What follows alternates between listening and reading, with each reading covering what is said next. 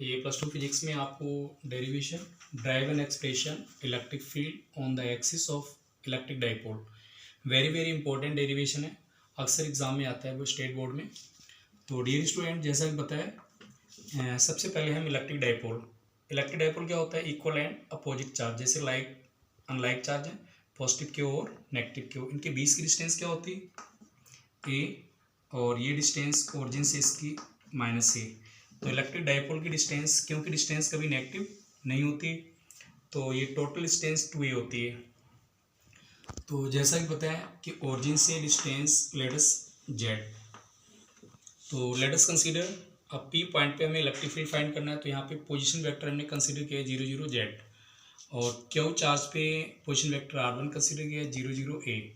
ऐसे ही negative Q पे r2 position vector 0 0 minus ए, क्योंकि ओरिजिन से डिस्टेंस माइनस ए, ओरिजिन से पॉजिटिव है, क्योंकि जेड एक्सिस है इसलिए एक्स और वाई की वैल्यू 0 है, जेड वैल्यू यहाँ पे ए और यहाँ पे जेड वैल्यू माइनस ए, और ये पी पॉइंट है जहाँ पे हम पोजीशन वेक्टर फाइंड कर इलेक्ट्रिक फील्ड फाइंड करना है, तो जेड मान लिया इसको।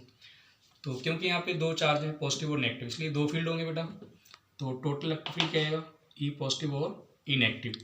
तो टोटल इलेक्ट्रिक फील्ड, अब ई पॉजिटिव इलेक्ट्रिक फील्ड का फार्मूला होता है के कूलॉम कांस्टेंट क्यू और position vector r minus r one का होल क्यूब, ये पोजीशन वेक्टर की फॉर्म में इलेक्ट्रिक फील्ड है। ऐसे ई नेगेटिव, क्योंकि यहाँ पे चार्ज क्या है? नेगेटिव है, तो प्लस माइनस, अब इन दोनों में से k q Coulomb constant k q common ले लिया, आर माइनस आर वन बटे में आर माइनस आर वन का होल क्यूब, ऐसे यहाँ पे आर माइनस आर टू और आर माइनस आर टू का whole cube, position vector form में ये।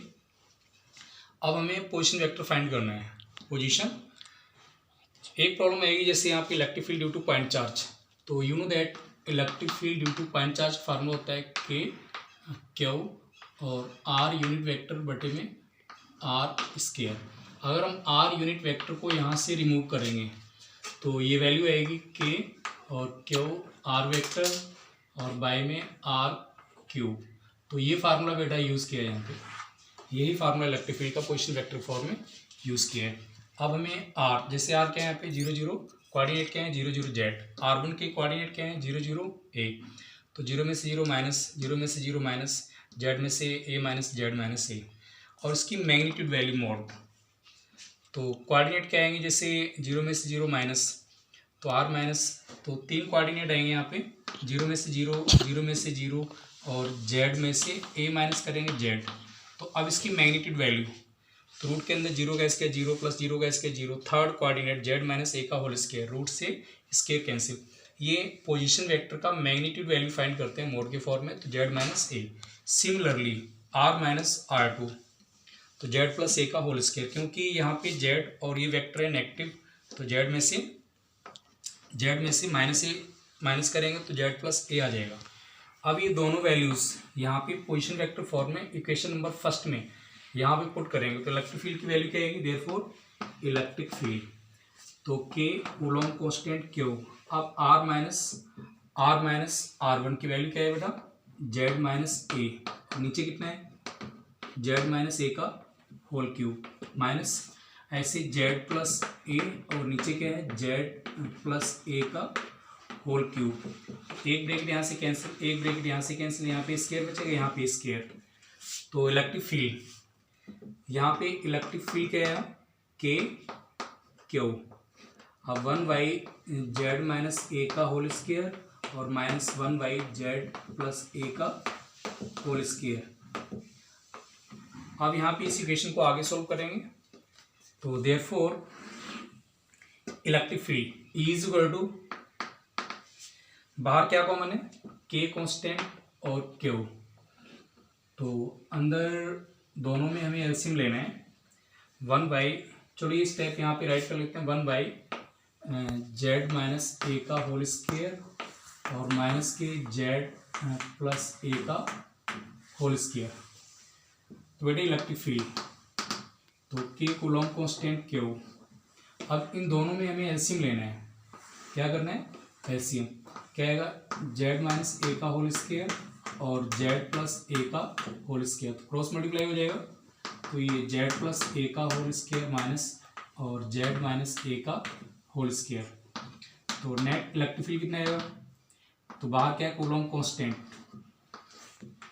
अब क्योंकि दोनों ब्रैकेट है यहाँ पे प्लस माइनस में A plus B A minus B, तो ये जेड स्क्वायर माइनस ए स्क्वायर और होल स्क्वायर। तो यहाँ पे आइडेंटिटी खोलेंगे ए प्लस बी का होल स्क्वायर, तो ये आइडेंटिटी खोलेगी Z square plus A square plus 2 Z A. यहाँ पे इसकी आइडेंटिटी खोलेंगे A square plus B square minus 2ab, तो साइन भी चेंज करेंगे, तो माइनस का जेड स्क्वायर माइनस का ए स्क्वायर और माइनस माइनस प्लस 2za, तो जेड स्क्वायर और प्लस के प्लस माइनस कैंसिल, तो ये वैल्यू आएगी के मल्टीप्लाई क्यू और 2za प्लस के 2za मल्टीप्लाई 4za। नीचे क्या है बेटा जेड स्क्वायर माइनस ए स्क्वायर का होल स्क्वायर।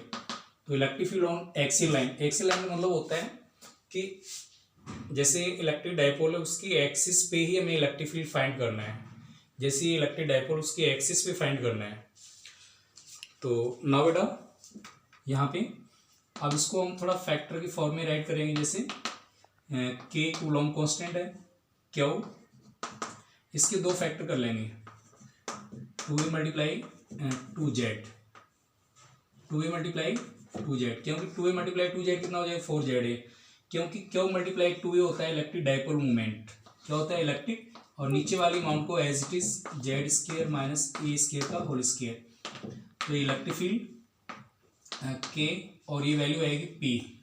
ये सभी इलेक्ट्रिक फील्ड क्योंकि इलेक्ट्रिक फील्ड वेक्टर फॉर्म में होता है बेटा, तो इसको हमें इलेक्ट्रिक फॉर्म में रिप्रेजेंट करना है। इलेक्ट्रिक फील्ड किस फॉर्म में होता है वेक्टर फॉर्म में, तो इन पे सब पे वेक्टर का साइन डालेंगे, तो इलेक्ट्रिक फील्ड ये वेक्टर फॉर्म में। तो ये डेरिवेशन हम इलेक्ट्रिक फील्ड वेक्टर फॉर्म में रिप्रेजेंट कर रहे हैं कि तो यहाँ पे इलेक्ट्रिक डायपोल मूवमेंट ये भी वेक्टर फॉर्म में होता है मल्टीप्लाई 2z। अब अगर इलेक्ट्रिक डायपोल हमारा वेरी वेरी शॉर्ट केसेज है कि इलेक्ट्रिक डायपोल बहुत छोटा है, तो ए की वैल्यू क्या हो जाएगी 0 और 0 का स्क्वायर 0, तो जेड स्क्वायर का स्क्वायर जेड पावर 4, तो एक जेड कैंसिल हो गया यहाँ पे क्यू। तो ये डेरिवेशन आ गया इलेक्ट्रिक फील्ड का। तो E इज इक्वल टू बाहर कॉमन है बेटा के और P बाय में मल्टीप्लाई 2 और बाय में जेड क्यूब। तो के क्या होता है कूलॉम कांस्टेंट, इसकी वैल्यू क्या होती है 1/4 पाई एप्सिलॉन और 2 मल्टीप्लाई P 2P, क्योंकि वेक्टर फॉर्म में तो इलेक्ट्रिक फील्ड पे वेक्टर का साइन डालेंगे और नीचे क्या है बेटा जेड क्यूब। तो ये डेरिवेशन आ गया E is 1/4 pi 2P by में Z cube. Okay thank you.